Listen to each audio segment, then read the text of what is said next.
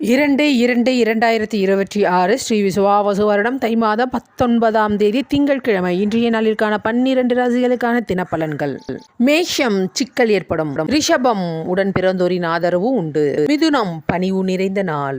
கடகம், ஏமாற்றம் ஏற்படும், கவனம் தேவை. சிம்மம், லாபம் உண்டாகும். கன்னி, செலவுகளை கட்டுப்படுத்தும். விருச்சகம், கவலை ஏற்படும்.